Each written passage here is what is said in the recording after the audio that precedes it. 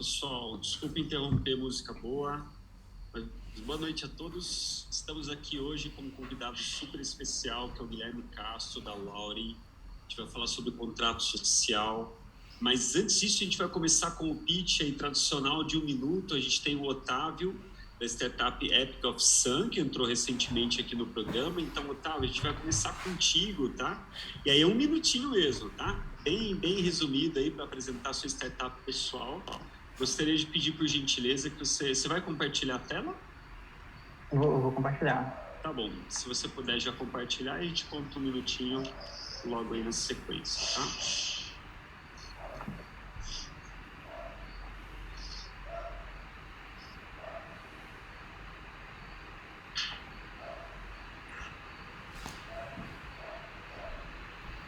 Beleza.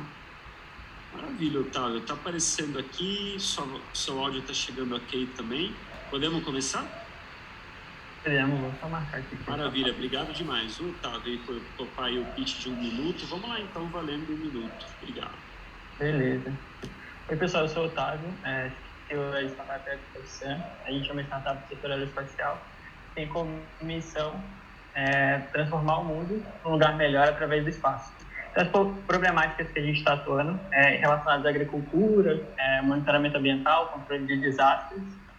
A solução que a gente oferece são nanosatélites para fazer a coleta de imagens, com recorrência e câmeras hiperespectrais.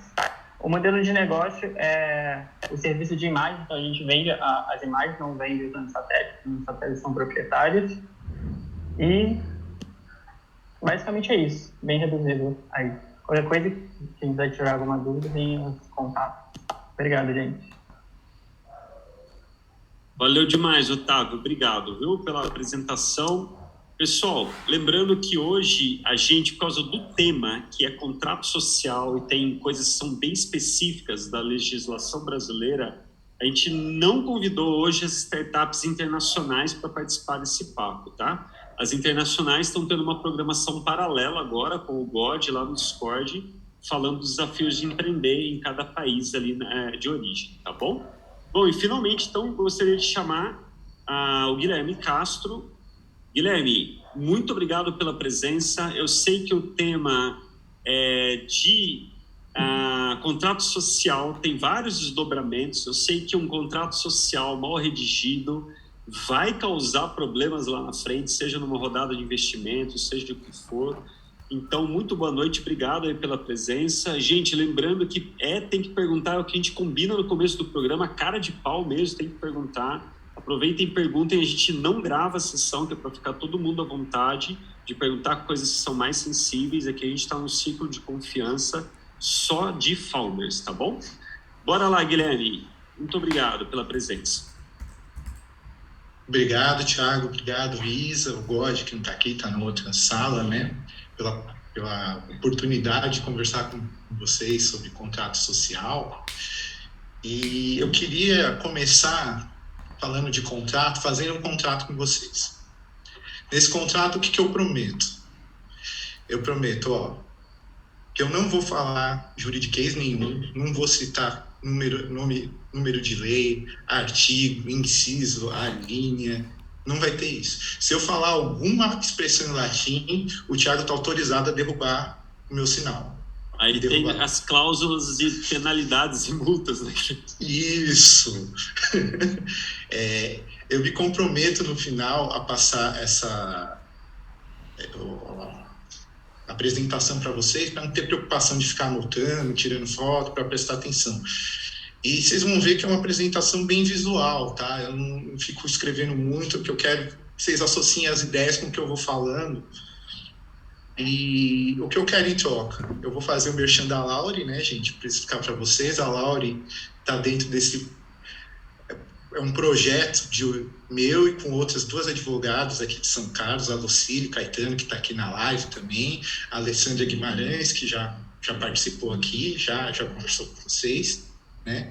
E o nosso intuito com a Lauri é divulgar informações jurídicas de forma simples, descontraída e fácil para os empreendedores e para os founders de startup. A gente está vendo que tem muita gente escorregando aí, vacilando mesmo, porque não sabe conceitos básicos, né? E sem querer puxar a orelha dos founders, mas puxando um pouco, não que vocês têm que ser advogados, mas o jurídico faz parte da estratégia da empresa. Não adianta estudar marketing, finanças, tecnologia, se você não tem um estratégico jurídico junto, tá? Porque isso é uma falha, uma falha. É bom, que nem a gente fala com o jurídico na Laure, não precisa ser comigo ou com a Lucília. Mas procura um advogado, procura orientação, procura ler, mas não acho que isso é só burocracia que depois resolve, que a gente viu aqui startups aqui do ecossistema fechar por causa de pendência jurídica, tá, gente? Eu vou começar a palestra e aqui a gente fez o nosso contratinho. Gostaria de avisar também que a gente tem uma parceria da Laure com a IM Founder, que a gente dá mentorias jurídicas para todo mundo que participa, segunda e sexta-feira à tarde, meia horinha, se combina, vai conversar comigo, com a Lucília e com a Lê, a gente ajuda no que você precisar, no que você tira suas dúvidas, tá bom?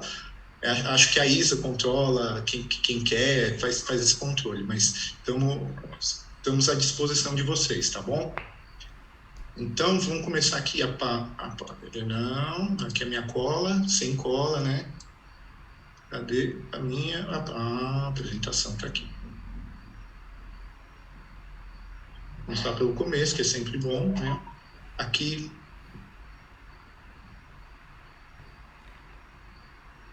Opa! Apertei errado.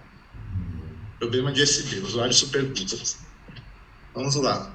Como eu falei, né, faz parte do time da Laure, né? A gente fala que a gente é um coletivo, né? A gente não achou definição melhor ainda.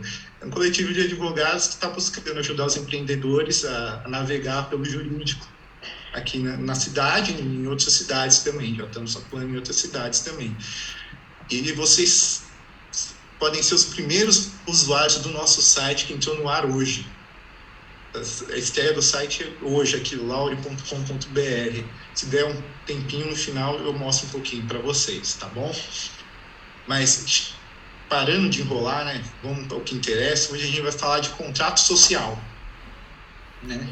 E quando a gente fala de contrato social, a gente está falando de um documento muito formal, exigido por lei, que uma hora todos vocês, quem ainda está na fase da ideação aqui, ainda não tem um contrato social, um dia vai precisar ter.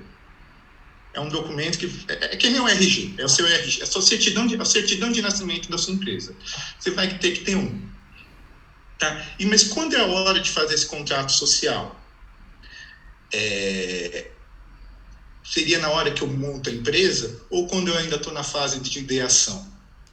Né, quando ainda estou buscando, estou conversando com meu sócio, estou pensando o que eu vou fazer, o que o produto ou serviço eu vou oferecer, que disrupção eu vou promover para a sociedade, né?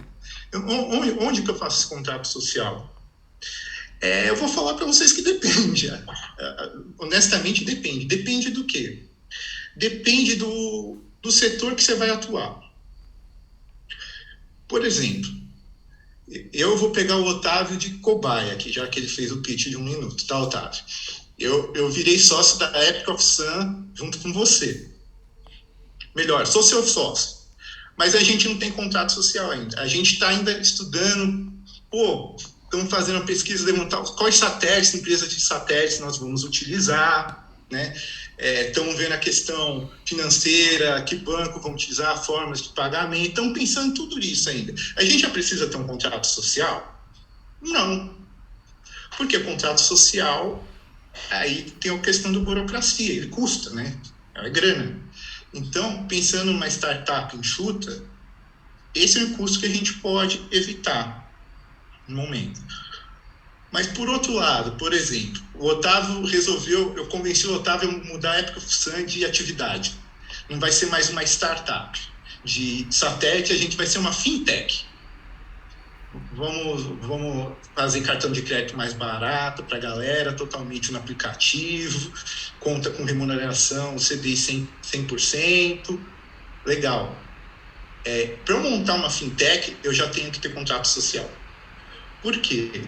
Porque é um ramo de negócio que tem muita regulação, tem um banco central com várias normativas. Então, a depender do seu negócio, você tem que saber se ele já começa formalizado ou não. Essa é a ideia que eu quero passar para vocês. Tem startups, principalmente a parte de aplicativos, é uma parte que tem pouca regulação.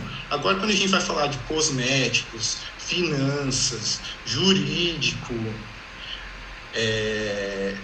comida também, saúde, já começa a ter regulações do governo que talvez, por exemplo, a minha sócia Alessandra tem uma startup de nanotecnologia.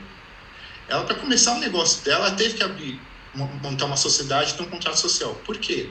Porque a nanotecnologia mexe com produtos químicos que são classificados como produtos perigosos. Então, você tem que ter autorização, exército, polícia civil,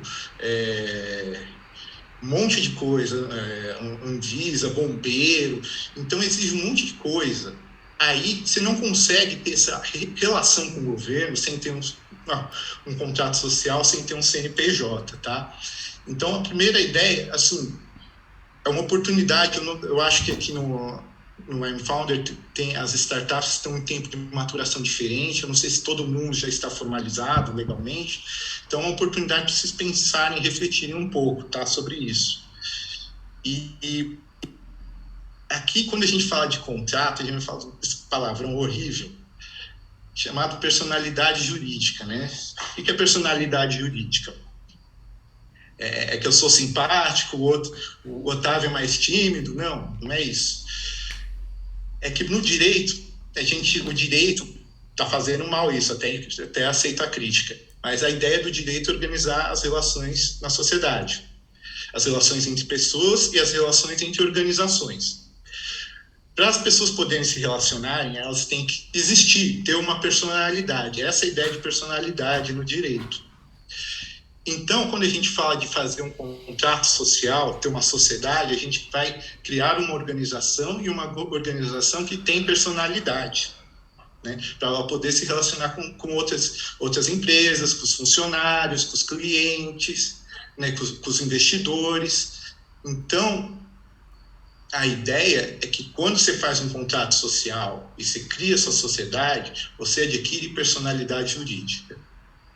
Aí vocês devem estar pensando, pô, Guilherme, você está falando que você já estava fazendo um monte de coisa, pesquisando satélite, tudo. Você já não era uma sociedade? Cara, a gente já era uma sociedade. A gente era uma sociedade de fato. O que é sociedade de fato? Sociedade de fato é aquela que não está regularizada, né? Eu tenho meu sócio, eu vejo ele como meu sócio, ele me vê como sócio, a gente tem clientes, os clientes veem a gente como sócio, mas a gente não está juridicamente, não foi lá na junta comercial com contrato social registrado. Daí o que acontece? Mas é uma sociedade, então uma sociedade informal não tem regra nenhuma que rege essa sociedade, a gente faz o que quer. Não é bem assim, gente. Pelo contrário, é uma coisa muito perigosa, e que vocês devem tomar cuidado. Porque a gente sabe, quando a gente vai fazer a gente deveria saber, quando a gente vai construir uma sociedade, um negócio, uma startup, a gente vai atrás de gente que tem tesão pelo negócio, pelo nosso projeto, e que pode contribuir para o nosso projeto, né? E o ideal seria a gente já definir os papéis, definir questão, mesmo ainda não formalizando a sociedade, capital social, quem vai fazer o quê, quem vai trabalhar, quem vai ser só investidor. Mas a gente sabe, né, que na prática a teoria é outra. Se o Facebook teve toda aquela confusão na fundação, quem era sócio, quem não era, imagina a gente aqui, né, como que está a situação. Então, como que funciona essa sociedade de fato que eu falei para vocês, tá? A sociedade de fato, na verdade, são dois ou mais CPFs, né? Não existe CNPJ. Isso quer dizer o seguinte, que as dívidas da sociedade, quem responde são os próprios sócios. Responde como? Vocês contrataram com um terceiro. eu e o Otávio contratamos para alugar um satélite. E o aluguel desse satélite, estou chutando, tá, Otávio? Você me mata se jogar um preço absurdo aí, um preço irrisível. É $1.000 por mês. E teve um mês aí que não deu para a gente pagar, né? A gente não tinha dinheiro. Como é uma sociedade de fato, não existe uma personalidade, quem vai ter que pagar sou eu e o Otávio. Se a gente não tiver dinheiro no banco para pagar, a gente pode ser processado, pode penhorar nossos bens, né? A gente pode ter o nome negativado, pode ter o nosso nome protestado. Então, daí a questão, por isso que a gente fala que a sociedade, de fato, é uma sociedade com responsabilidade ilimitada. Ou seja, pega tudo que é seu patrimônio, cara. Já era.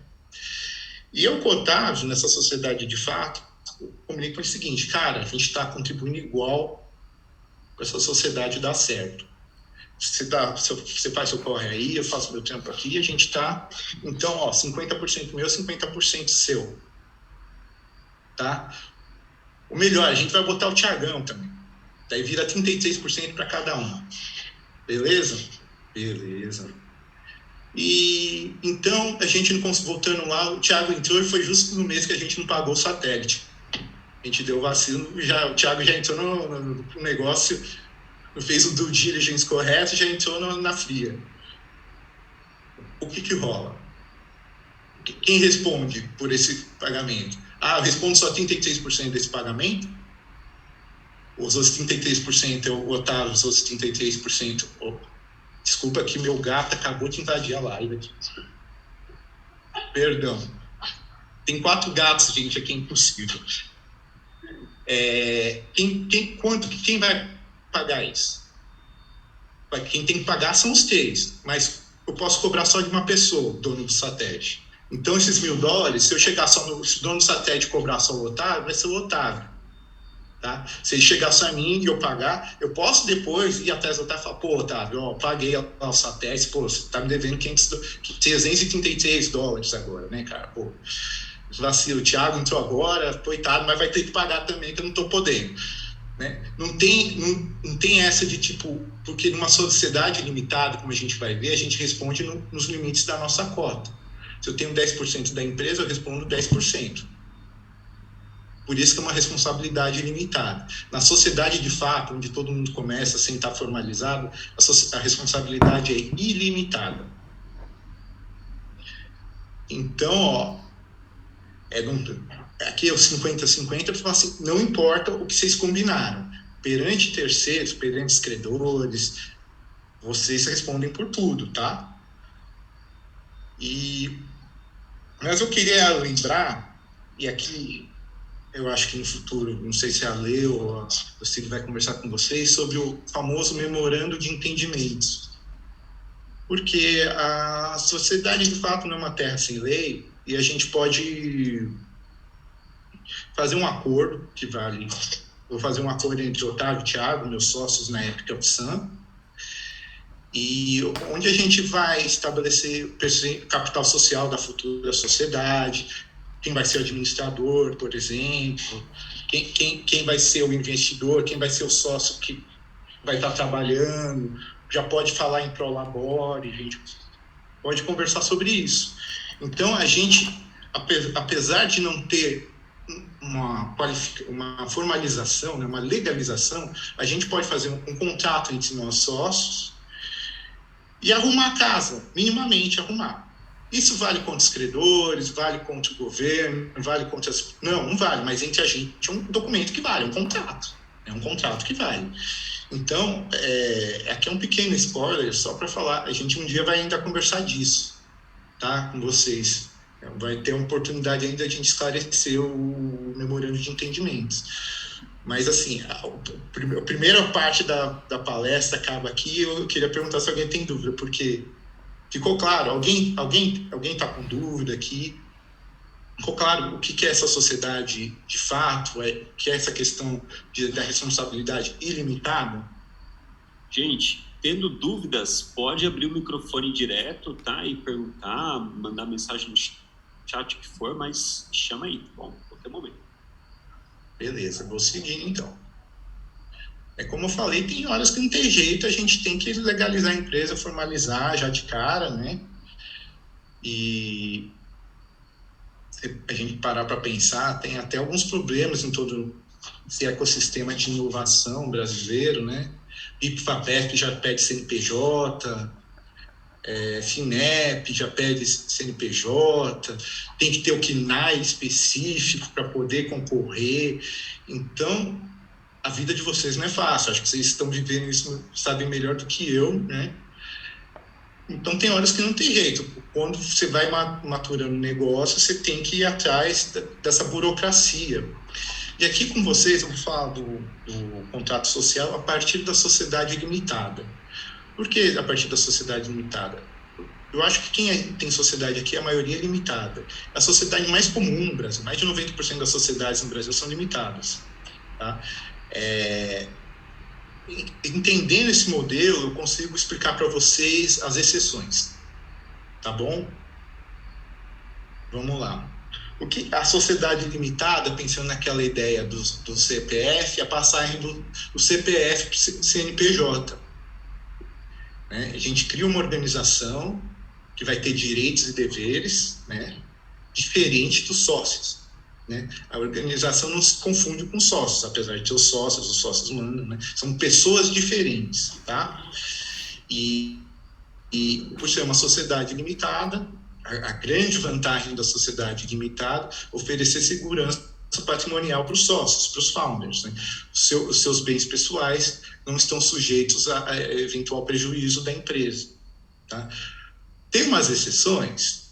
Tem, mas eu acho que não é o caso aqui de entrar. É quando a dívida está muito alta, em questão trabalhista, tributária. Tem exceções, mas isso já teria que entrar no juridiquês. Eu prometi que eu não ia entrar em juridiquês, até porque senão o Thiago vai me derrubar da palestra. Tá?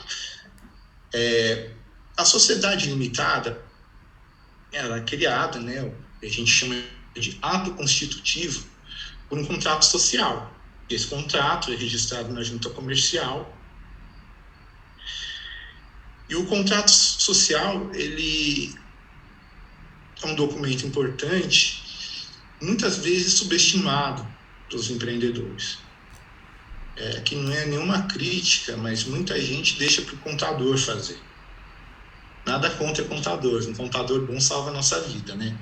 Mas contador não é treinado para fazer contrato.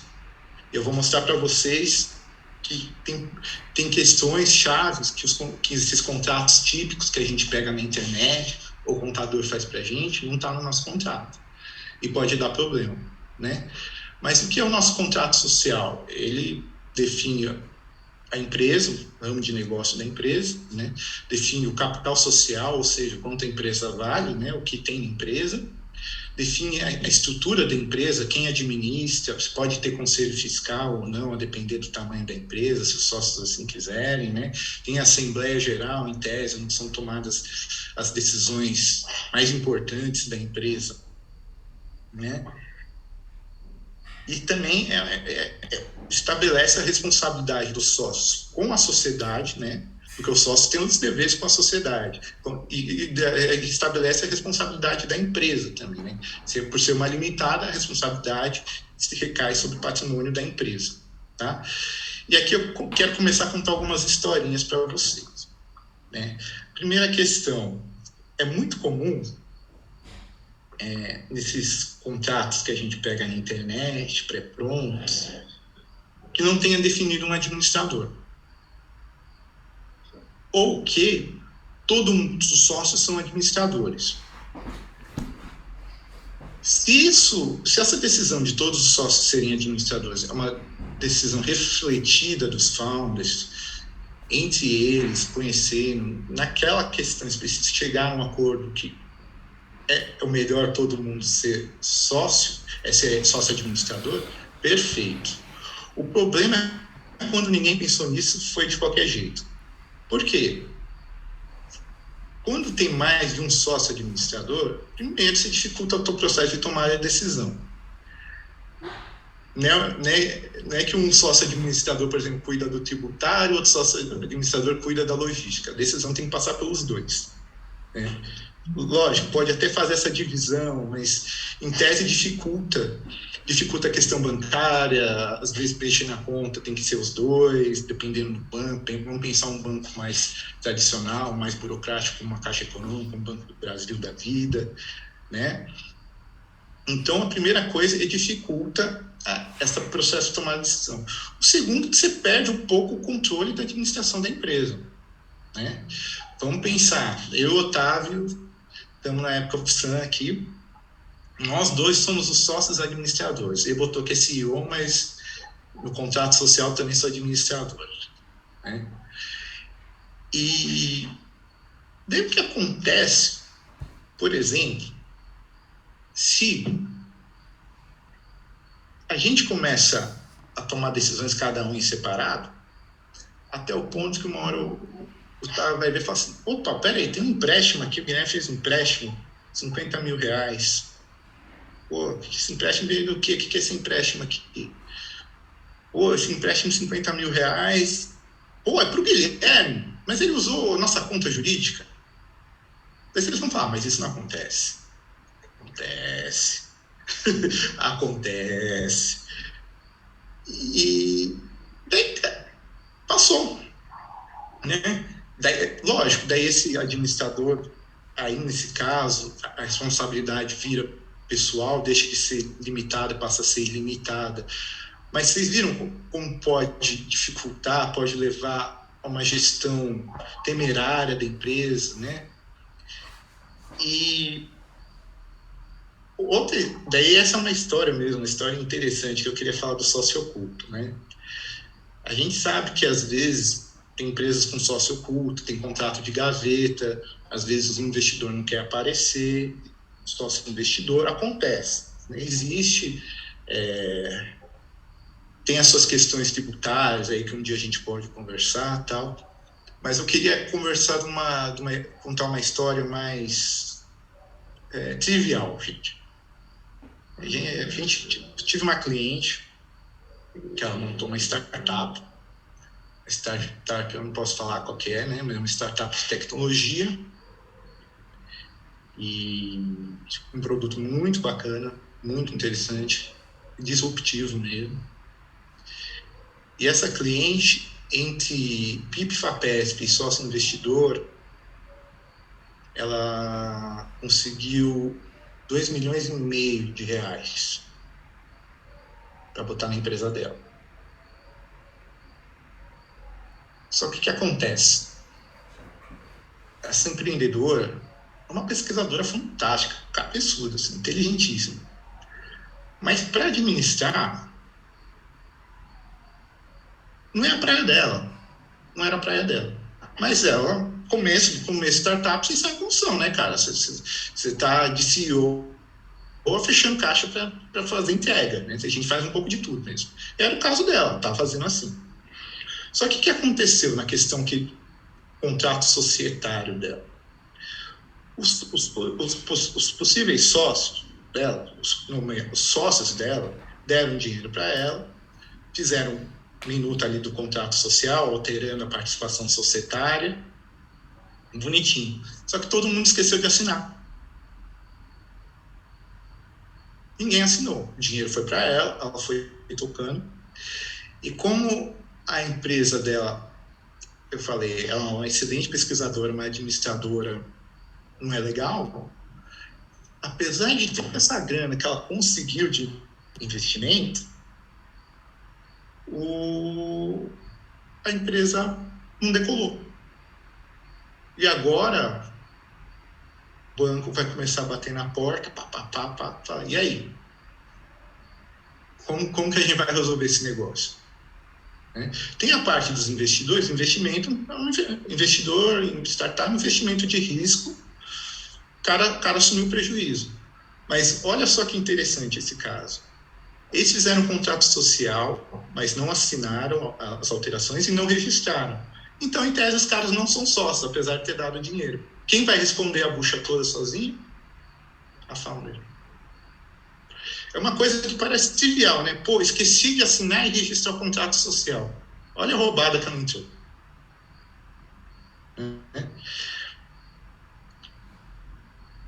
Daí, aqui uma coisa interessante.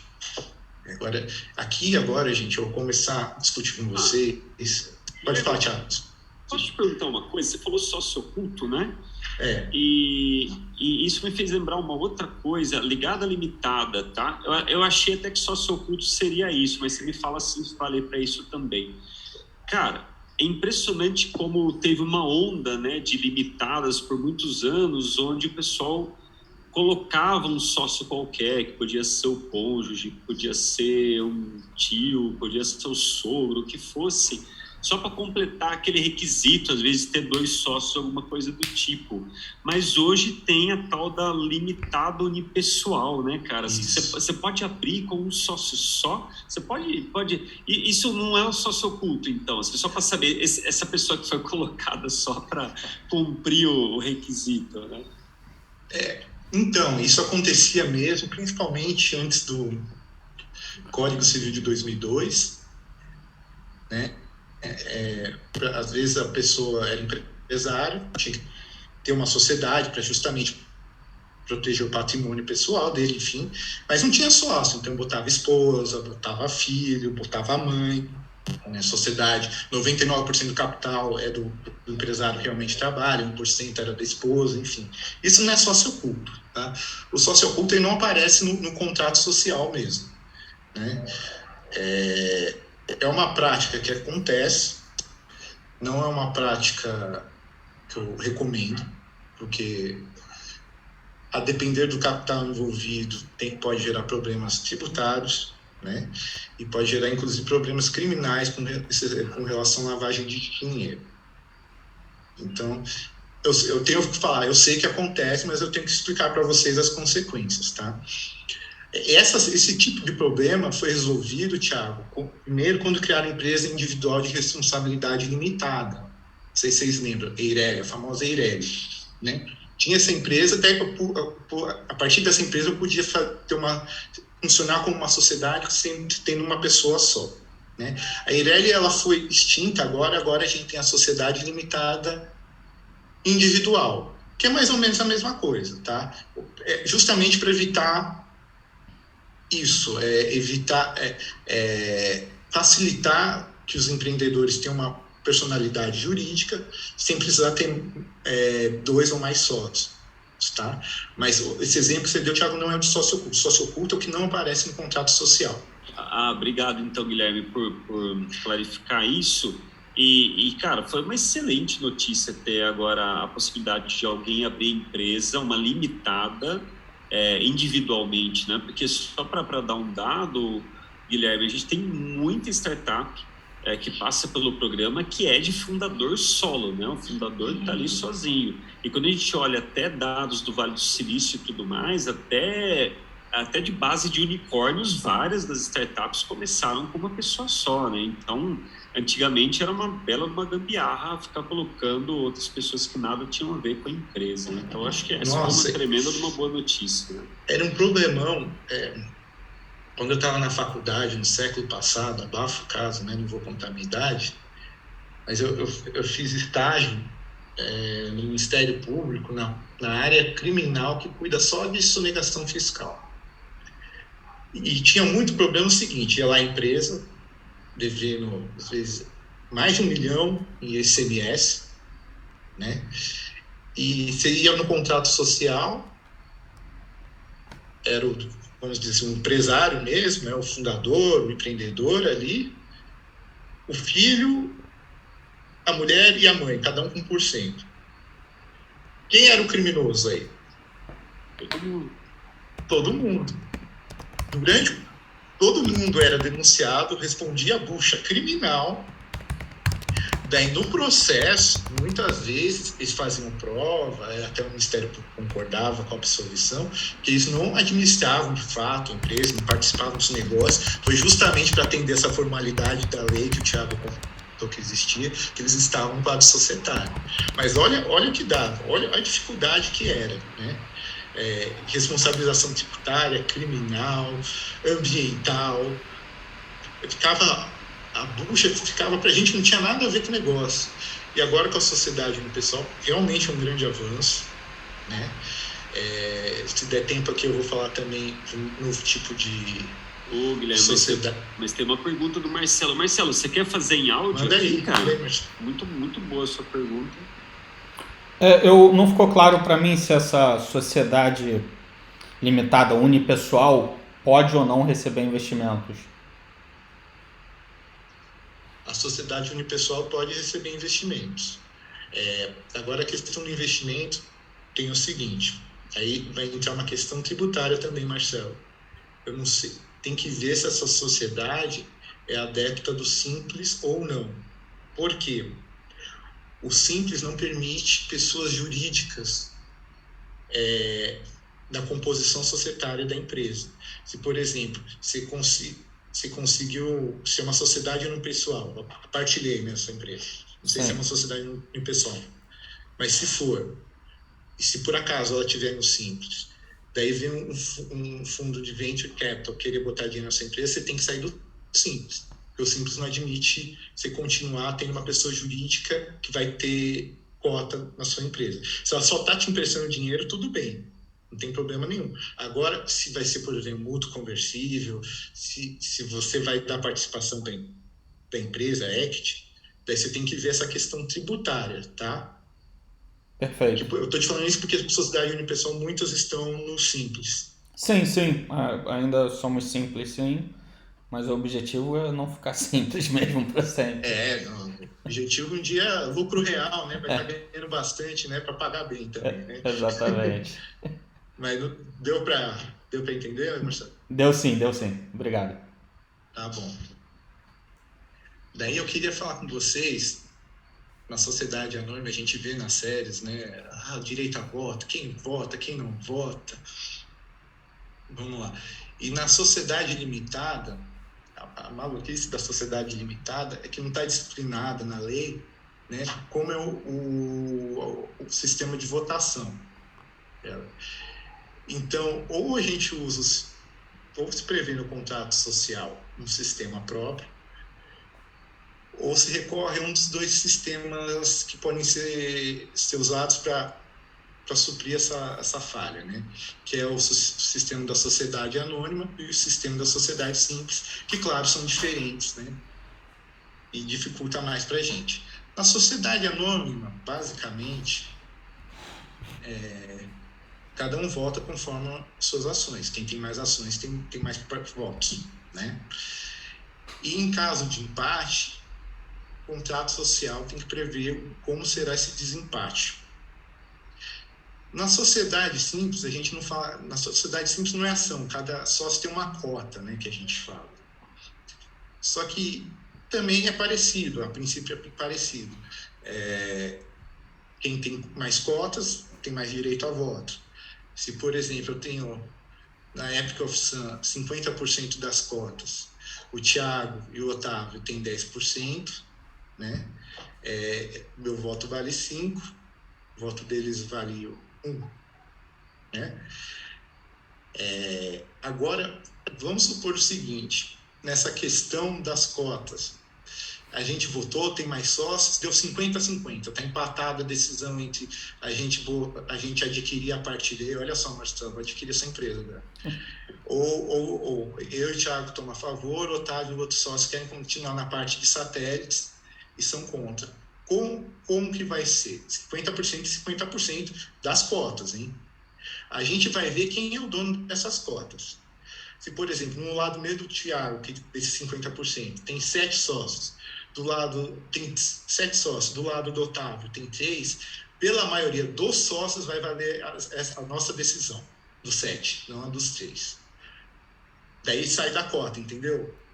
Não sei se ficou claro. Eu primeiro conto meu direito de votação por cota, mas teve empate por cota, eu vou por cabeça de sócio. Tá? E a sociedade anônima, eu acho que quem investe no mercado financeiro sabe, a sociedade anônima tem 2 tipos de ações, as ações ordinárias e ações preferenciais sem direito a voto. Né? A coisa que se discute, o tema que se discute, e esse é um tema que está bem dividido, é se como na sociedade anônima existe na prática sócios com ações sem direito a voto, se eu poderia utilizar na sociedade limitada esse modelo e estabelecer uma categoria de sócios que tem cotas da empresa, participam dos lucros e dos prejuízos, mas que não têm direito a voto. Por motivos do negócio, assim, parece interessante ter essa qualidade de sócio. O cara está investindo, só não está participando muito, ou tem uma cota menor, não está ajudando. Então, esse cara ele participa da empresa, mas quem vai mandar é quem tem mais participação. Isso pode na sociedade limitada? E essa é uma dúvida que existe. Tem gente fazendo isso, tá? Pela literalidade assim, da lei, assim, o que está escrito lá não poderia. Mas eu já vi palestras de advogados bem famosos na área, eles defendem isso, inclusive em artigo, que poderia adaptar esse modelo da sociedade anônima para a sociedade limitada, criando essa categoria de sócio que tem participação, mas não tem direito ao voto. Uma leitura assim, mais tradicional do direito, isso não poderia, por quê? O direito a voto é um direito fundamental do sócio. Se o sócio não tem direito a voto, ele está sofrendo um prejuízo. Se você quer ter uma espécie de sócios que não votam, seja uma SA. Né? Então, essa opinião dividida. Assim, eu acho, para vocês que estão em fase diferente de maturação, façam simples sempre, é o melhor. Né? É interessante que essa questão que é levantada, e tem gente fazendo, tá? Até a Jusesp tem um modelo dela, tem modelos que permitem isso. Essa questão não chegou no judiciário, porque quem está fazendo, provavelmente, são empresas, apesar de ser limitadas, são empresas com capital social alto, e tem possibilidade de tirar as questões do judiciário, levar para arbitragem, às vezes para arbitragem até no exterior. Então, consegue fugir de eventual decisão do juiz, mandando aplicar a lei na literalidade aqui no Brasil. Mas a gente está em um outro nível ainda, é melhor ser mais cauteloso. E assim, sociedade limitada, todo sócio tem direito a voto. Tá bom? E aqui, uma coisa importantíssima, eu acho assim, cara, vocês podem esquecer quem eu sou, o que eu falei aqui, mas se vocês guardarem isso, eu estou feliz. E melhor que isso, se vocês guardarem isso, conseguirem mudar seu contrato social caso não tenha, a chance é grande, eu ficaria muito feliz. Vocês estão poupando dinheiro para vocês e para a sociedade. Eu vou mostrar por quê. Em linhas gerais, para excluir um sócio, eu tenho que entrar com um processo na justiça, mostrar para o juiz que ele cometeu uma falta grave. O que seria essa tal de falta grave? Por exemplo, a Epic of Sun lá, a gente está mandando a pau no satélite, está indo legal. Eu com o Otávio, o Thiago, eu falei, esse negócio de satélite é bom, sabe o que eu vou fazer? Eu vou montar uma outra empresa, mesmo sendo sócio da Epic, e vou começar a concorrer com a Epic também, porque eu tenho umas ideias que os caras não estão me ouvindo aqui. Mas eu não saí da sociedade. Esse, por exemplo, é considerado uma falta grave, né? O sócio concorrer com a própria sociedade. Tá? Só que existem duas formas que eu conheço de perder dinheiro. Fácil e certo. A primeira é rasgar o dinheiro mesmo. A outra é entrar com processo na justiça. Processo na justiça, você vai entrar, o juiz vai olhar aquilo lá, vai mandar ouvir outra parte, esse negócio chama citação, vai mandar carta, vai mandar oficial de justiça. E tem cara que é bom, se esconde, né? Tem cara que se esconde, oficial de justiça não acha de jeito nenhum. Daí, às vezes, até o cara ter noção que o processo existe contra ele, já passou um ano. É sério, gente, não estou brincando, não. Já passou um ano e meio. Daí ele vai contestar isso, daí você vai responder em cima dele, daí vão trazer testemunhas, eu vou trazer minhas testemunhas falando que eu não tenho nada a ver com a outra empresa, Epic of Moon, é só uma mera coincidência, e eu não concordo com a Epic of Sun. Otávio e o Thiago vão trazer as testemunhas dele, falando assim, o cara tá... é a mesma coisa, só mudou de Sun para Moon, nem teve criatividade para mudar o nome da empresa.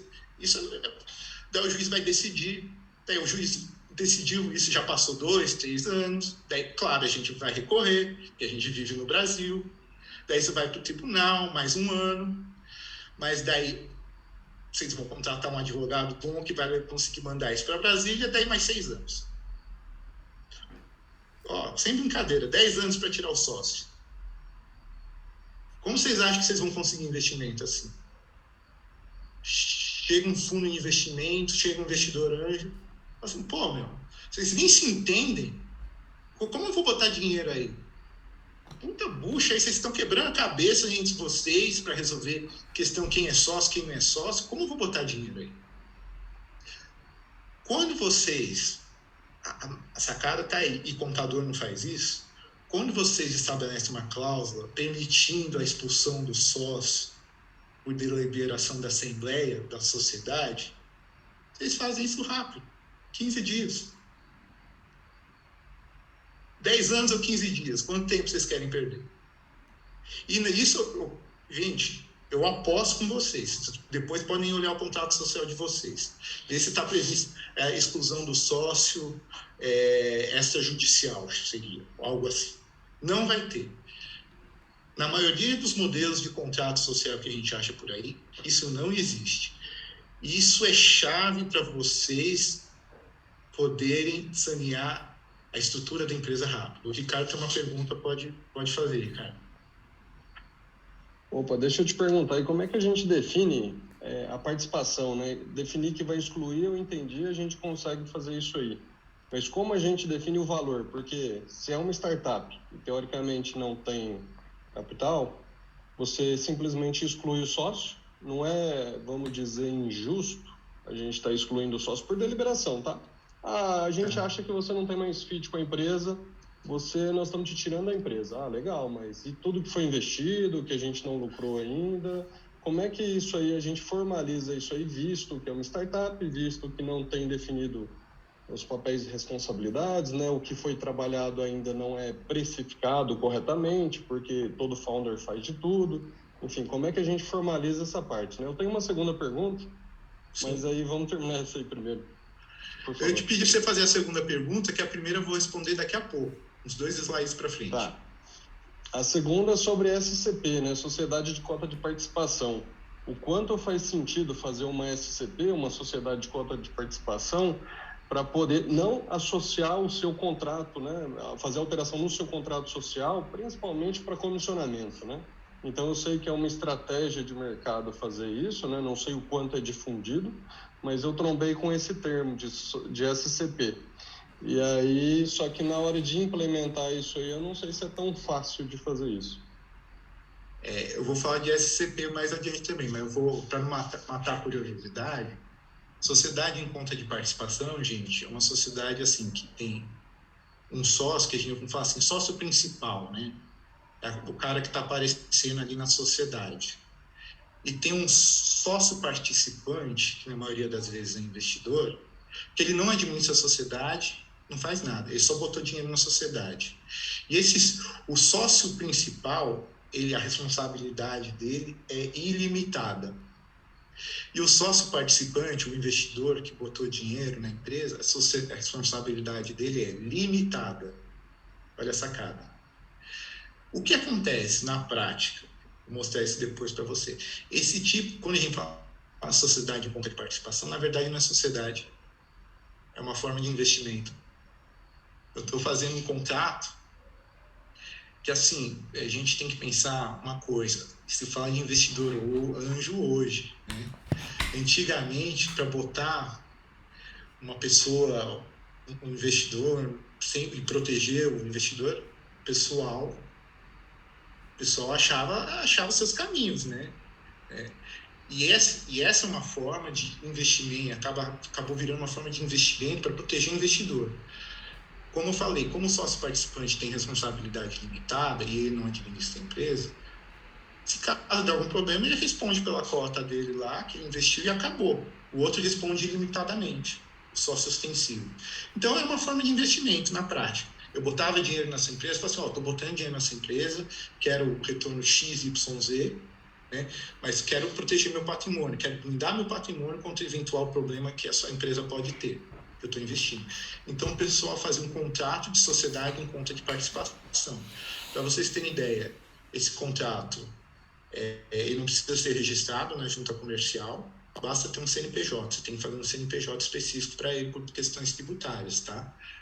Mas a SCP é isso, mais ou menos isso. Eu vou mostrar um pouco mais para frente, tá? E do equity eu também vou falar um pouquinho mais para frente, peço paciência. Mas na pergunta tem uma questão interessante. Quer dizer que eu excluo o sócio, uma mão na frente e outra atrás? Não. Tem que ter uma previsão, né, de como, na maioria das vezes, se paga o que o sócio botou na empresa, né? Às vezes se paga menos, a depender, né, uma forma de sanção. Se estabelece, por exemplo, a cota, vamos supor que vale 100, eu vou pagar 25 por cada uma das suas cotas, que é uma forma de sanção pela sacanagem que você fez também. Daí é questão de cara ir brigar na justiça e tentar aumentar. Mas na maioria dos casos, até uma sugestão também, é para devolver o que a pessoa botou.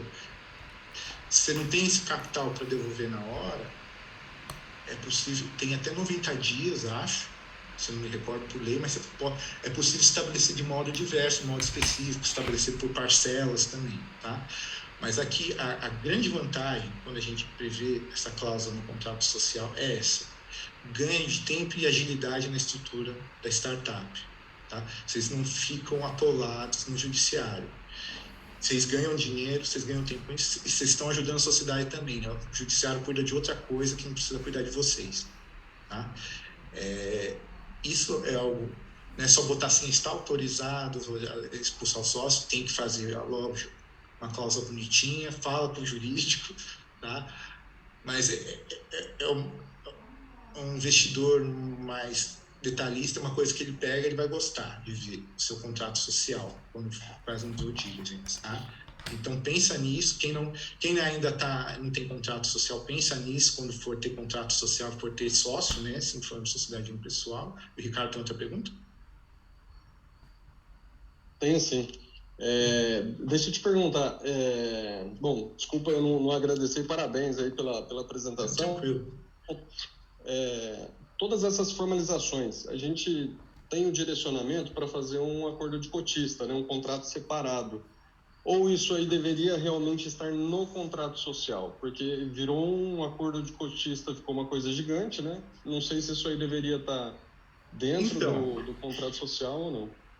Então, Ricardo, eu sugeriria o seguinte: a previsão que os sócios pode ser excluído e essa previsão, a cláusula no contrato seria mais ou menos o seguinte, tá? Vou tentar assim: em caso de falta grave, o sócio cotista da empresa poderá ser desligado mediante prévia assembleia especificamente agendada para esse fim, garantindo direito de defesa, tá? Em assembleia, tendo sido decidida pelo desligamento do sócio, será pago a quantia de X referente ao capital social dele, pode cobrar multa, pode prever multa contra esse sócio, pode prever se vai pagar à vista, parcelado. Seria mais ou menos isso, tá? Agora, o que você pode fazer? Você pode fazer uma cláusula. Nessa cláusula, falar assim: falta grave ou descumprimento. Lembra, vou voltar no começo. Será desligado da empresa o sócio cometer falta grave, tipo concorrer contra a própria empresa, né?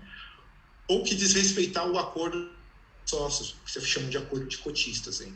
Que além do contrato social, acho que vai ser a próxima palestra jurídica de vocês, vai ser sobre acordo de sócios, tá?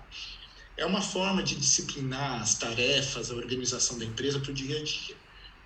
O contrato social mexe com a vida da empresa, assim, a existência da empresa. O dia a dia da empresa a gente pode disciplinar num acordo de sócios, que vale entre os sócios, não precisa registro na junta, onde a gente vai definir, por exemplo, voltando para a Epic of Sun, que eu já virei dono também, Otávio, na Epic of Sun a gente dividiu, a gente pode ter estabelecido cotas 40-40 o Otávio, daí você fala, e os 20%? Vai ser um vesting se a gente atingir várias metas. Onde estão essas metas? No acordo de sócios. Então, nesse acordo de sócio, por exemplo, Otávio, a gente combina com o Otávio e assumir a responsabilidade de trazer 10 clientes do Mercosul para mim, fora do Brasil. Tá? Eu assumi a responsabilidade de trazer 2 bancos. Né? Se eu atingir essa meta, daí vai mais 2%. Vocês podem estabelecer isso no acordo de cotistas também, né? Daí, lógico, depois tem que mexer no contrato social, né? Se isso se integralizar. Mas pode estabelecer as tarefas também. A gente decidiu que a administração vai ficar com o Otávio, mas no acordo de sócios, a gente combinou, o Guilherme cuida do jurídico, que é advogado, mas ele vai cuidar da logística também, e ele vai cuidar das questões de trabalhistas RH. Pode estar ali, definido ali no acordo de sócios, tá? Agora me perdi. Ricardo, respondi a sua pergunta? Respondeu sim, muito obrigado. Tá bom. Eu gosto de ser o Marcos e a Thaís. Vai ser o Marcos Caixeta primeiro, depois a Thaís da Beyond Space. Mas, gente, só para dar um recadinho, tá? Em relação ao horário, a gente está chegando agora, né, às 19h30 quase, que é o horário marcado para o término da apresentação, tá? Então, assim, como a gente sabe, saem algumas pessoas e tudo mais por causa do horário, viu, Guilherme? Então, eu já quero agradecer a todo mundo pela presença, de estar aqui, etc. Quem puder esticar um pouquinho mais e aproveitar e ver até o final da apresentação, fica aqui com o Guilherme, que está sendo uma aula aí, né, de prevenção e de dor de cabeça, tá? Então, vamos lá. Marcos Caixeta, boa noite. Salve, salve, Thiago, boa noite. Guilherme, boa noite. Boa noite. Cara, assim, long story short, eu fui excluído de uma empresa, tá? Exclusão forçada. Em resumo, o cara falou assim, ou você fica full time na empresa ou, por favor, saia. E eu já tinha colocado uma grana na empresa. Eu falei assim, beleza, eu saio, mas eu quero o meu dinheiro de volta. Ele falou assim, o valor investido em startup é risco, você ficou sem, pode ir embora. E no final das contas, ele precisou, eu não aceitei, claro, e ele precisou fazer exclusão, fazer o processo de exclusão forçada Judicial. Sem justificativa. Então, não tinha essa cláusula no contrato social da empresa, mas ele me excluiu sem justificativa, inclusive protocolou na junta, sem essa justificativa, etc. Eu queria entender, por exemplo, hoje eu sei que ele tem um investidor que está pondo grana na empresa. O investidor, ele não fica atento a essas informações de, vamos falar assim, o passado da empresa, ou um sócio que foi excluído, qual que é o motivo. O investidor, geralmente, quando ele entra na empresa, ele não faz essa pesquisa anterior, aí, não antecedentes da empresa? Então, Marcos, a gente sabe que existem investidores e investidores, né? Mas um investidor bom, que sabe o que está fazendo, certamente ele vai fazer o que a gente chama de compliance, due diligence, né? Verificar seu passivo judicial, seu passivo trabalhista, seu passivo tributário, passivo ambiental, se for o caso, né? Verificar se tem direito de propriedade, se está registrado bonitinho, se não está, se tem problema no INPE. Um investidor bom toma esses cuidados. Um investidor que é meu cliente, eu oriento, faço esse serviço para ele, por exemplo, tá? Agora tem gente que tem investidor que vai conforme o orixá de cabeça manda, cara. Então, assim, mas não é o certo. Não é o mais correto e é até perigoso, porque o investidor pode entrar numa fria nessa, né? Então, eu sempre aconselho, assim, eu sei que às vezes a burocracia é pesada, mas faz o certo que pode custar no futuro, tá? Às vezes pode custar a sua empresa no futuro. Beleza, Marcos? Ótimo, obrigado, Denis. Thaís? Oi, Guilherme, boa noite. Obrigada pela apresentação. Tudo certo contigo? Beleza. Beleza. Eu sou da Beyond Space, né? E tem uma dúvida que me surgiu enquanto você falava, que é algo que eu vou precisar especificamente, acho que também uma galera que talvez precise, eu nunca vi ninguém falar sobre isso, que é com relação ao contrato social relacionado ao vesting. Então, vamos supor, por exemplo, na Beyond a gente já éramos em 2 sócios, nós abrimos é um processo diferente, a gente não tem contrato social porque a gente abriu no Inova Simples. Sim. Mas, ok, a gente está lá, nós dois somos donos da empresa, segundo o cadastro, a inscrição ali no Inova Simples. A gente colocou mais um novo sócio, com um contrato de vesting e cliff, então a gente deu uma certa sociedade para ele, desde que ele vá cumprindo metas ao longo de alguns anos, especificamente 4 anos, recebendo 1/4 dessa porcentagem ao ano. Tá. Como é que funciona o contrato social ou o acordo de sócios, o que for, mas como é que funciona em relação a ele? Por exemplo, ele só vai entrar, no nosso caso não tem contrato social, mas vamos supor que tivesse. Ele só entraria no contrato social daqui 1 ano, por exemplo, a gente colocou por ano, né? Então, daqui 1 ano, cumprindo todas as metas, a gente edita o contrato social, ele entra, e aí ele entra com aquela porcentagem que ele adquiriu por 1 ano de trabalho dele, enquanto os 2 sócios antigos continuam com a parte dele dividida entre eles, e aí a cada ano a gente altera esse contrato, esse acordo de sócios também, com a porcentagem nova dele? É assim que funciona? Pode ser assim, mas esse é o jeito mais difícil. Tem um jeito mais fácil.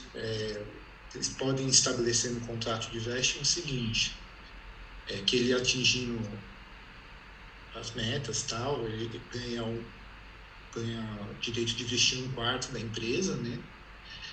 Mas esse direito a empresa reconhece e tal, é certinho para ele, mas vocês só fazem o registro ao final.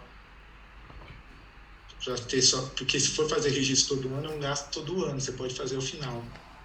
A pessoa pode já ir adquirindo, já fazer a opção, porque o vesting tem essa questão, é uma opção, às vezes a pessoa não faz a opção, mas se ela quiser a opção, ela informa a empresa que quer a opção, faz a opção, ela vai atingindo as metas, vocês fazem algum contrato anual, uma declaração, enfim, demonstrando que a pessoa atingiu essas metas e tal, e no final vai lá e registra, tá? Para evitar justamente... Isso é possível. E é ok com relação também, por exemplo, a investidor e com relação ao próprio governo, tudo... Ah, sucesso. Okay. Legal. É ok. Legal. Obrigada, hein, Guilherme? Tá bom. Interessante essas perguntas. Falando em vesting, tem um caso muito interessante para contar para vocês. Um cliente também, ele trabalha numa startup que tem a opção de vesting. Bacana, né? Tá ali dando gás, tem a opção de vesting, pode pegar 4% da empresa. Legal eles terem pensado nisso. Ele só não se atentou por um detalhe. O vesting só vai existir se a empresa virar SA. Cuidado com as letras miúdas, tá, gente? Porque às vezes promete uma coisa, você está trabalhando com uma hipótese que ela não vai se concretizar. Não é que a empresa vai acabar, mas nem toda startup consegue virar uma SA, um gigante de mercado, para justificar ser uma SA. Então, às vezes, é bom pensar, né? O vesting, é assim, para investidores, tem investidores que não gostam, que estão vendo aí cota, ação que eles poderiam pegar a mais, né? E tá no pool de vesting, né? Você faz um pool de ações para poder oferecer para os seus sócios, ou eventuais sócios futuros, enfim, ou algum trabalhador que você quer botar na sociedade, enfim, ou algo assim, né? Tem investidor que não gosta, que está vendo ali, entre aspas, ações, cotas paradas, que ele poderia estar pegando da empresa, mas não tá nesse pool aí, então daí você vai ter as famosas cláusulas tag along, para trazer essa pessoa concordar com a venda, discordar com a venda. Isso dá uma apresentação à parte aqui, tá? Dessas cláusulas.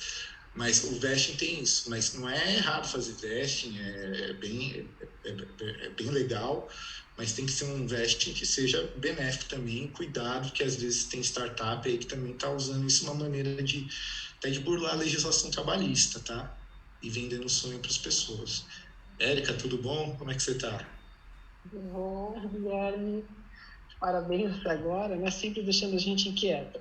Eu vou pegar a minha pergunta em cima da pergunta da Thaís, porque a Thaís falou assim, ele vai trabalhando, etc. Desculpa, Thaís, vou te usar de exemplo só para poder facilitar a didática, tá?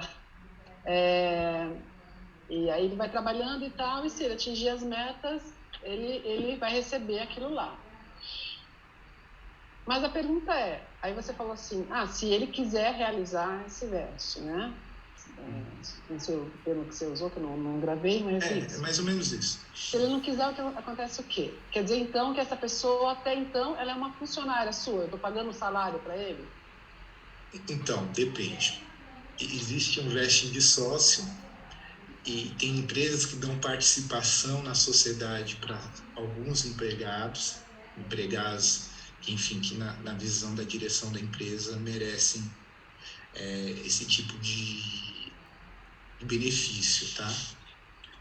O vesting de sócios, assim, eu tenho um sócio minoritário porque eu tinha pouco capital para contribuir para a formação da empresa, mas eu deixei fiz um vesting ali para ele crescer na participação dele conforme ele passa entregas também que eu considero bacana, né? Então, o vesting tem que ser sócio. É possível você fazer um vesting para funcionário? É mais um benefício, tá? Mas funciona parecido com um vesting.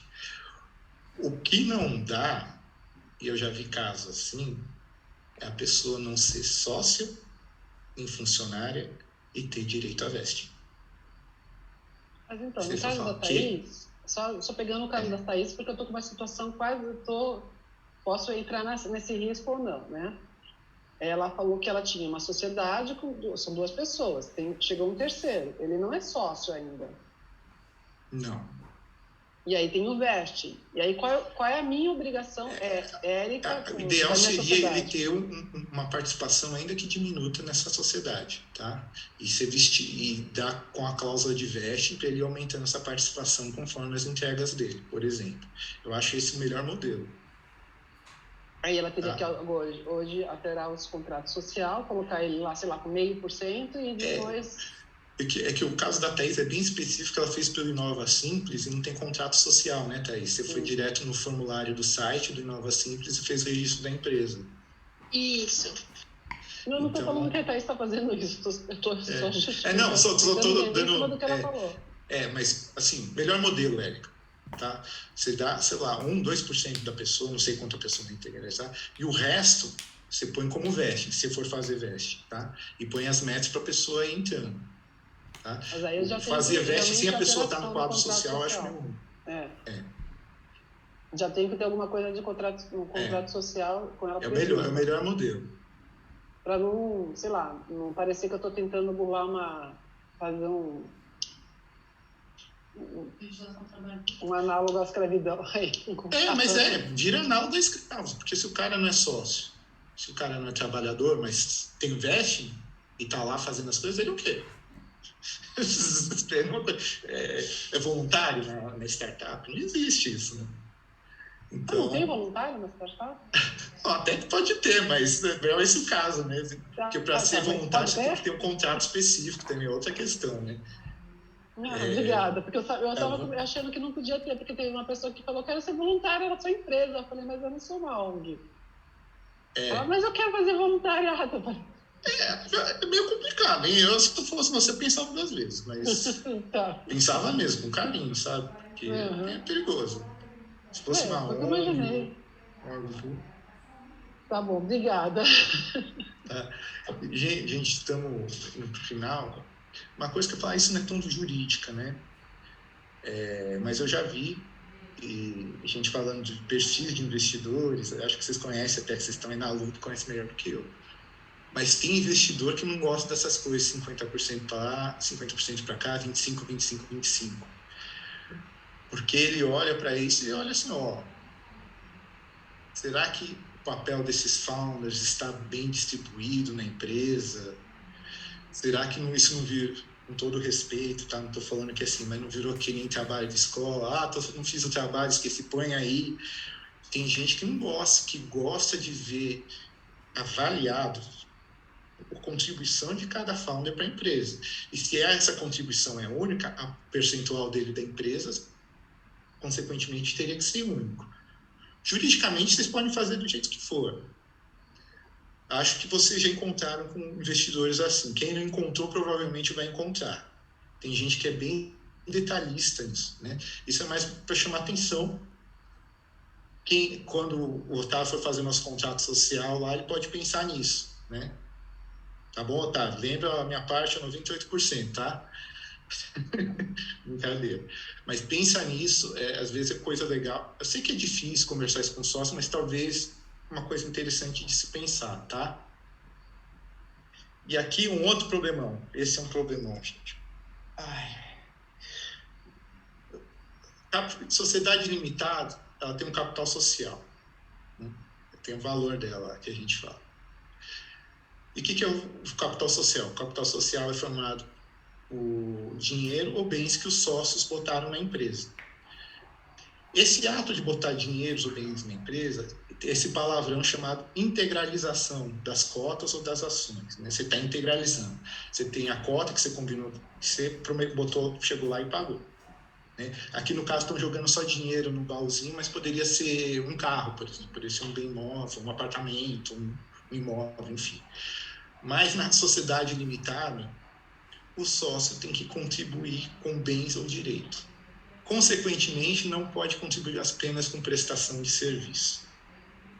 Tá? Pela lei, não pode. E daí que eu faço? Pô, eu tenho o Otávio, um founder que vai estar comigo na profissão muito bom, o cara manja muito de satélite, ele sabe, fez quadrinho no mercado, as empresas, tudo. Só que eu tenho capital, ele não, ele tem um know-how. Como que eu faço para botar esse cara na empresa?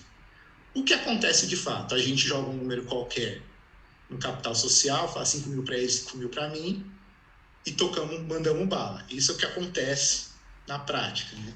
O que seria legal fazer? Eu quero que seja 50% para mim, para o Otávio, eu banco a parte do Otávio e vira meu credor por outros caminhos. O que dá para fazer? Ele tem que botar 50% na empresa. Eu posso parcelar isso para ele. Tá? O que dá para fazer também? A Thaís, a Erika falaram de vesting, fazer um vesting. Ele começa com pouco e vai crescendo conforme a contribuição do know-how dele para a empresa, vai agregando resultados, tá? Mas eu sei que na prática a gente põe muita gente põe um número qualquer, às vezes até aleatório, aí 10 mil para cada, 5 mil para cada um e vamos embora e não integraliza nada. Pode dar algum problema? Pode. Porque quem não integraliza o capital, em tese, passa a ter responsabilidade ilimitada. Mas na prática é mais difícil. É o que eu estou explicando certo para vocês. O certo seria todo mundo botar bem o direito, tá? Acordo de sócios, como falei, a Lucília vai falar posteriormente. E aqui eu queria dar uma resumida em tudo, já estou acabando, Thiago, prometo. Tá? Assim, eu conversei com vocês aqui, primeiro eu falei da sociedade de fato, que a gente está aqui na ideação, né? A gente está aqui pensando, vamos fazer, eu estava pesquisando satélites, bacana, vamos ver potenciais clientes, tal. Legal, testamos nosso MVP, tem mercado, tem cliente, mas para contratar aí, tem que contratar porque a empresa é americana, tem que contratar em dólar, tem que fazer remessa de dinheiro para o exterior, então a gente tem que ter um CNPJ para fazer isso, então vamos fazer um contrato social. Beleza, a gente está começando a escalar essa empresa, viramos uma empresa jurídica, no sentido jurídico mesmo, legalmente estabelecida, né? Conseguimos nosso contrato social, conseguimos nosso CNPJ. Na maioria dos casos, essa empresa que a gente constitui vai ser limitada, né? Que eu estava falando até agora há pouco com vocês aqui, explicando que é o modelo mais comum. Pode ser, como se fala em sociedades, eu posso fazer uma conta de participação Até posso, vou ter um CNPJ, por exemplo, nesse caso, não vou ter um contrato social, mas vou ter um CNPJ e vou conseguir fazer, né? Como eu expliquei vou explicar para vocês, a conta de participação, na verdade, é uma forma de investimento, não é tanto uma sociedade, tá? Um outro modelo recente, que foi o modelo que a empresa da Thaís se legalizou, foi para uma empresa simples de inovação, do Inova Simples, tá? Eu vou explicar um pouquinho para vocês desse. Em casos raros, a gente precisa ser sociedade anônima. Que eu lembro de cabeça aqui agora, fintech mesmo, tá? E a gente está vindo aqui, a gente virou uma sociedade, estamos crescendo. Vai ter o desinvestimento. O dinheiro está entrando, né? A gente vai sofrer uma incorporação aí, ou o nosso negócio é tão bom que a gente vai fazer uma oferta pública de ações ou entrar no mercado. Daí a gente vira uma sociedade anônima. Por isso que eu falei só agora de sociedade anônima. O modelo de sociedade anônima, para vocês, tirando fintech, alguma coisa assim, que a lei talvez exija, tem um custo contábil muito alto, custo tributário pesado. Contábil, eu digo de contador. Contador ali ficar fazendo a coisa girar, é bem pesado. Então, é um modelo que é quando a empresa, assim, vamos dizer assim, quando a empresa vocês atingiram o sonho, vocês venderam, vocês cresceram, deixaram seu novo unicórnio para ser a nova potência do segmento, tá? É o único cenário que eu vejo para usar a sociedade anônima para startup. Antes, a não ser que seja uma fintech que tem que trabalhar com normativa do Banco Central, ou existe alguma regulação específica em uma área que eu não conheço, a princípio eu não conheço, ou outros lugares que pedem isso, evite sociedade anônima. Porque até dá para fazer uma sociedade anônima agora, só que, cara, o custo é muito alto mesmo, tá? Não é o caso, tá? A gente falando da sociedade de conta de participação, aqui, rapidinho, acho que eu já falei um pouco. A gente tem a sócia principal aqui, não sei, a Thaís aqui, tá? Daí chega o Ricardo falou assim, eu quero ser só investidor, proteger meu investimento, quero investir em você, vou te dar o dinheiro, mas quem responde é só você, eu não apareço aqui. Não, eu não sou sócio oculto, mas eu não sou responsável, tá? Eu só estou investindo, meu patrimônio está protegido, então, assim, você fez besteira trabalhista, se vira aí, não entregou o produto, se vira aí, eu só respondo pela minha cota aí que eu tenho na sociedade, que eu botei em você. Tá? Eu não respondo pelo resto. O resto das bobagens que você fez, você responde sozinho. E a empresa simples de inovação, que também é um modelo interessante para quem ainda não se formalizou, que ele tem 3 coisas que são muito bacanas. O registro é online, é muito rápido, né? Você preenche o formulário, não precisa ir para a JUSESP. Então, você não só o registro, como a baixa também, esse promete ser rápido. Você faz a baixa no próprio sistema, cá é rapidinho, não tem aquela coisa de fechar a empresa, que às vezes demora meses, anos, né? Uma coisa muito interessante é a questão da tributação, porque pela lei, a tributação em empresa simples de inovação, seja para o custeio do projeto de inovação, não é computada como renda, então não sofre tributação. Então, é um dinheiro que entra e fica para a empresa mesmo, para a empresa crescer. O governo não vai dar uma mordidinha em imposto de renda, enfim, outras coisas. Isso acho que é a coisa mais interessante. E a lei prevê no próprio sistema um sistema de patentes mais rápido, mais ágil para a empresa simples de inovação, tá? É uma ideia muito legal. O problema é que, assim, na prática... Se até der tempo, vocês podem perguntar para a Thaís, depois comentar, está tendo alguns problemas que a própria burocracia estatal não está sabendo lidar com isso, né? Você vai na Receita Federal, o cara não sabe que existe, por exemplo. Ele fica pedindo seu contrato social, tá? Banco, às vezes, ainda está perdido, tá? E outra coisa que não está funcionando legal, essa parte assim, da burocracia estatal. Eles previram isso, por exemplo, do INPE, mas na prática ainda não... O sistema INPE, com o sistema do Simples de Inovação, tá com problemas, tá? Não é tudo que foi previsto na lei que está rolando, tá bom? Então, eu vou parar de falar já, que eu falei demais. Advogado, se deixar, eu ia falar para vocês até meia-noite. Otávio, desculpa pelo bullying, Agradeço todas as perguntas. Queria relembrar das nossas mentorias, tá? Segunda e sexta. E depois eu passo aqui a apresentação do Thiago para vocês. Agradeço a atenção e estou à disposição aí que vocês precisarem, tá bom? Guilherme, muito obrigado aí pela colaboração, obrigado a todo mundo que está presente. Guilherme, foi bem didático mesmo. Eu espero que a galera mesmo, depois provavelmente vão surgir dúvidas, né? Deve ter muita gente pensando agora, refletindo aí sobre o que foi falado. Busca, gente, conversa com a Isa ou com o God, né? Dependendo de quem faz o acompanhamento da sua startup, e encomenda mesmo a mentoria com o pessoal da Laure, tá?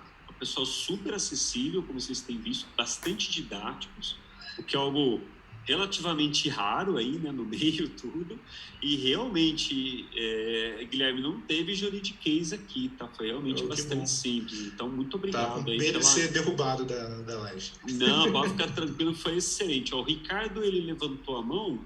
Eu não sei se é uma questão ou se é um comentário, Ricardo, fica à vontade. Manda ver, cara, Ricardo. Rapidinho aqui, muito obrigado aí, parabéns aí. Deixa eu só fazer mais uma pergunta. Quando você falou da integração, que normalmente a gente só lança o patrimônio, né? E aí o cara que entra só com trabalho, como especialista e tudo mais, isso aí não foi feito. E agora? Não faz? Deixa do jeito que tá? Tem que ser feito? Como é que fica essa situação na Aquela integração? coisa lá de formar o capital social, a integralização, né? O ideal é se integralizar, porque qual é o risco de você não integralizar? Assim, se nenhum sócio integralizou, tá todo mundo em dívida com a sociedade, mas enfim. Mas vamos supor que eu, o Otávio, o Thiago, eu integralizei, o Otávio integralizou, mas o Thiago não integralizou a parte dele. Pela leitura fria da lei, o sócio que não integraliza, é um sócio devedor da empresa. Ele pode ser expulso depois de um tempo, né? Então, vamos supor o seguinte, vocês estão numa situação que hoje vocês estão se dando bem, sócios, né? E tem sócios que estão com capital integralizado, sócios sem capital integralizado. Mas daqui no futuro vocês podem estar discutindo. Daí o cara vai lá e fala assim, você nunca integralizou o capital, Ricardo, lembra? Então, sua casa caiu. Porque se você não integralizou, aí você está trabalhando então com um serviço análogo à escravidão, porque já que eu não integralizei e não faço parte da sociedade... Você faz parte da sociedade. Aí eu tinha que ter salário, né? Não, você não integralizando, você continua parte da sociedade. Tá? Você não sai você pode ser, inclusive, expulso da sociedade, é uma das penas que não integraliza. O problema de não integralizar é que, para você, essa sociedade não vai ser limitada. Ela vai ser limitada porque você não integralizou. E por você não ter integralizado, você pode ser expulso da sociedade. Tá, mas tudo isso aí, na formalização, consta como integralizado, né? Porque... Na maioria das vezes consta como integralizado. É comum, gente. Às vezes não tem capital, você põe até um capital baixo para começar... e 50% para cada um, e na conta que você for ver mesmo, na conta do banco, tem R$1.000, né, da startup, até menos. A gente sabe que é difícil empreender, tem todo mundo que tem capital. A nossa lei até é meio problemática para quem tem pouco dinheiro empreender no Brasil. Ela dificulta, é uma barreira de entrada muito grande para o empreendimento. O direito é uma barreira de entrada, né? Mas... na letra fria, Ricardo, você tem que saber o certo, até para você poder tomar suas decisões, se você vai integralizar ou não, né? É que o meu papel é te explicar o certo. O certo seria isso. Show de bola. Beleza. A gente tem uma pergunta do Marcelo, levantou a mão também. Sim, é rápido. O que define uma startup no contrato social? Então, até... gente lá na Laura, a gente discute às vezes, né? O conceito de startup não é um conceito jurídico, é um conceito de negócio, empreendedorismo. O que eu quero dizer é o seguinte, a startup é uma empresa, uma organização, nem é uma empresa às vezes ainda, né? Às vezes é uma organização de fato, como a gente viu, com um negócio com escalabilidade e replicabilidade, uma possível capacidade de lucro exponencial, né? Mais ou menos isso. Eu estou adaptando os autores que eu não estou lembrando de cabeça. Agora, a startup, esse é um conceito de negócio, da administração. Do ponto de vista jurídico, você é uma sociedade, se você é uma empresa. Tá? Ou você pode ser um empresário individual, você pode ser uma sociedade unipessoal, né? Ou você é uma sociedade limitada, anônima, enfim. Mas você é uma empresa, porque você está no mercado. Se você é uma empresa para a legislação trabalhista, para a legislação do direito do consumidor, para a legislação previdenciária, você é uma empresa. Agora, a qualificação, se é sociedade anônima, sociedade limitada. Esse último modelo que eu te expliquei aí do Inova Simples, ele fala que você tem que qualificar porque você é uma empresa startup ali, você tem que explicar o porquê, mas é só nesse modelo, tá? Um conceito, né, na verdade, né? É um conceito. Qual que é o seu negócio, porque ele é inovador. Tá bom. Tá? Acho que é isso. Maravilha, gente. Então tá bom, maravilha. Guilherme, mais uma vez, muito obrigado aí pela presença, realmente por toda a didática. E, gente, entrem em contato mesmo, peçam ajuda lá, marquem mentoria através da Isa e do God, tá? Para conversar com o pessoal da Laura e seguir resolvendo aí os pepinos, tá bom? Ou evitar os pepinos. Vamos evitar. A gente trabalha com startup, vocês sabem disso o tempo todo. Algumas das coisas que foram comentadas pelo Guilherme hoje são algumas das top dor de cabeça, tá? Das startups. Questão de exclusão de sócio. Foi falando um pouquinho de vesting, né? Vesting é um tema recorrente aqui também. Um dia a gente vai voltar para falar só sobre vesting especificamente. Mas, enfim, tá aí muita dor de cabeça mesmo que pode ser evitada desde que tenha informação e orientação adequada, tá bom? Gente, valeu demais. Boa noite a todos. Até a próxima. Boa noite. Obrigado. Boa noite. Obrigado.